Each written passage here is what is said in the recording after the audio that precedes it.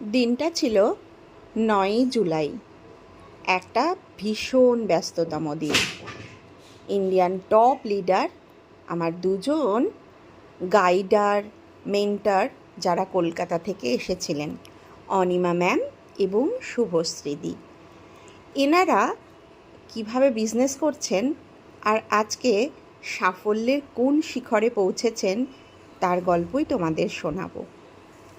ওরিফ্লেম একটা network marketing, কিন্তু এই যে মহিলা, যিনি ৭০ বছর বয়স, তিনি, আমরা কিন্তু ভাবতেই পারি না যে কীভাবে ইনকাম করছেন এবং প্রচুর মানুষকে ইনকামের সুযোগ করে দিচ্ছেন। আমরা সামান্য এজেই একটাই কথা বলি, আর কতদিনই বা বাঁচব, আর কি হবে পরিশ্রম করে। কিন্তু এই দুটো মানুষকে দেখলে বোঝা যায় কোনো সাফল্যই পরিশ্রম ছাড়া আসে না। এই দুজনের গল্প আমি অনেকবার সোশ্যাল মিডিয়ায় বলেছি, আবারও বলছি।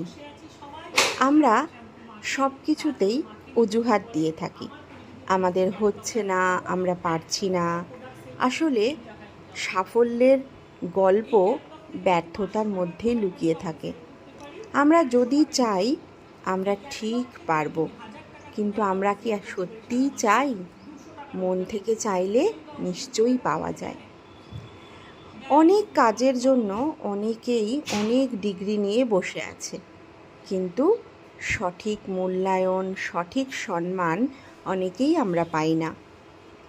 আবার সব কাজের জায়গায় যে আমাদের মনের মতন হবে তাও কিন্তু নয়। সাধারণ গৃহবধূদেরও এইভাবে স্টেজে ডেকে যে সম্মান দেওয়া হচ্ছে, এটাও কিন্তু অনেকটা প্রাপ্তির। আমি আমার গল্প শোনাচ্ছিলাম কিভাবে আমি ওরিফ্লেম থেকে ফরেন ট্যুর অ্যাচিভ করেছি। আমি জানি না আমার মধ্যে কতটুকু যোগ্যতা আছে, কিন্তু আমার ছাত্রী, আমার শিক্ষক, আমার ভাই বোন, আমার কলিগ, এই যে ওরিফ্লেমের মানুষগুলো, এগুলো না একটা সময় আমাদের নিজের রক্তের থেকেও বেশি আপন হয়ে ওঠে। আর এরাই আমাকে বাঁচার আশা দেখিয়েছে, ভালো থাকার রাস্তা দেখিয়েছে।